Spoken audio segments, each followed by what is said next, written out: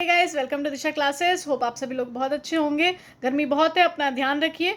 तो अब बात करते हैं हम एचसीएस की। 2023 का जो पेपर 21 मई को हुआ है, होप आप सभी का पेपर अच्छा हुआ हो। काफ़ी सारे स्टूडेंट का कहना है कि पेपर लेंदी था, पेपर टफ था। नो डाउट पेपर लेंदी था, पेपर टफ था। फर्स्ट पेपर की बात करें। अब बात करते हैं सी सेट की। फर्स्ट पेपर आपको दे दिया है, पूरा डिटेल में भी दे दिया, पूरा पेपर भी आंसर के साथ, और आंसर्स पूरी तरह सही हैं।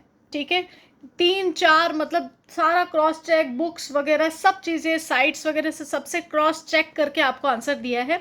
देने में हम आंसर शीट जो है निकाल दी थी, जो टीम बैठी थी उसने 1-2 घंटे में उसको सॉल्व कर लिया था। लेकिन हमारा ये था कि हम क्रॉस चेक करें, टैली करें, सारे सवाल को क्लियर करें, उसके बाद ही आपको दें।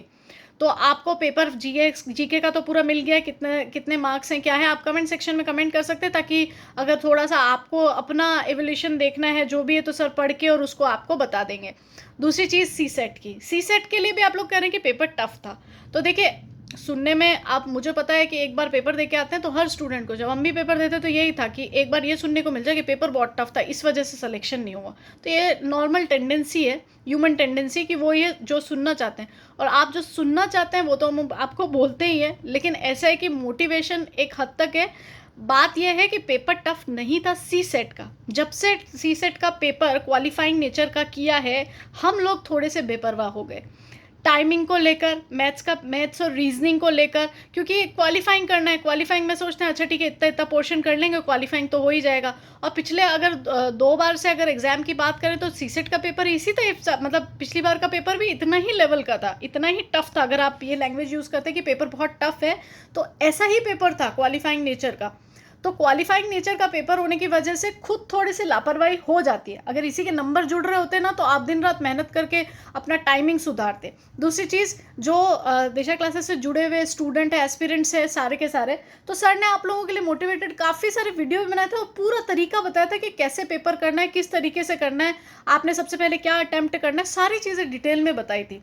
इवन पर्सनल अगर फ़ोन आया था तब भी समझाया था कि आपको ऐसे ऐसे करके पेपर अटैम्प्ट करना है। तो जो हमारे टच में स्टूडेंट है, ऐसा नहीं है, काफ़ी सारे स्टूडेंट का अच्छा हुआ है। जिन लोगों ने पूरी टेस्ट सीरीज ज्वाइन करी थी, कहीं भी की हो, चाहे उससे कोई मैटर नहीं करता कि हमारी करी किसकी करी, जहाँ पे आपने टेस्ट सीरीज ज्वाइन करी थी, जहाँ आपने प्रैक्टिस करी थी, प्रैक्टिस सेट जितने लगाए हैं, और आपको बार बार कहा था कि इसकी प्रैक्टिस करनी बहुत ज़रूरी है। जीके की तैयारी तो आप कर ही रहे हैं, लेकिन प्रैक्टिस सेट निकालने बहुत ज़रूरी है। तो जिन जिन ने बहुत अच्छे से तैयारी करी, प्रैक्टिस सेट पूरे ढंग से निकाले हैं, उनको ये प्रॉब्लम फेस करने को कम रही है। उनको ये प्रॉब्लम बहुत कम फेस करनी पड़ी है कि हमारा हुआ है या नहीं हुआ है। बात हो रही है सी सेट क्वालिफाइंग नेचर होने का, कट ऑफ पे क्या असर होगा।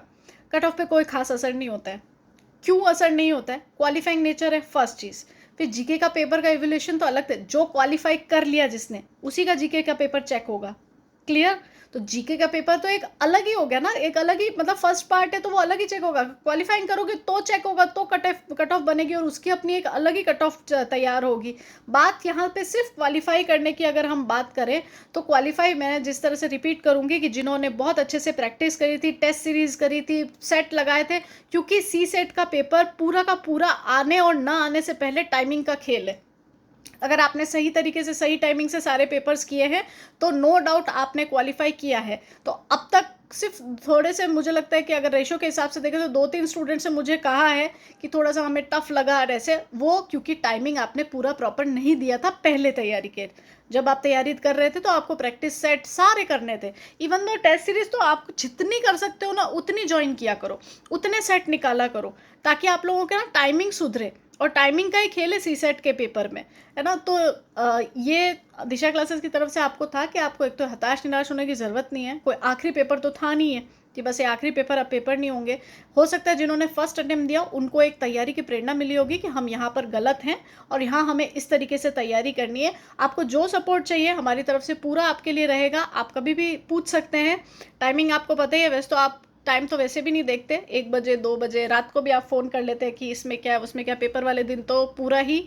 और दूसरा ये कि आप पूछ सकते हैं कमेंट सेक्शन में, एक जिनको मार्क्स और अपने थोड़ा सा जानना है कि सर हमारा हो जाएगा क्या, हमने इतने अटेम्प्ट किए सी सेट में और इतना ये सब किया है, सही गलत तो नहीं, लेकिन एक एवरेज आपको डिटेल निकाल के सर दे देंगे। चलिए, आप अपना ध्यान रखिए। धन्यवाद।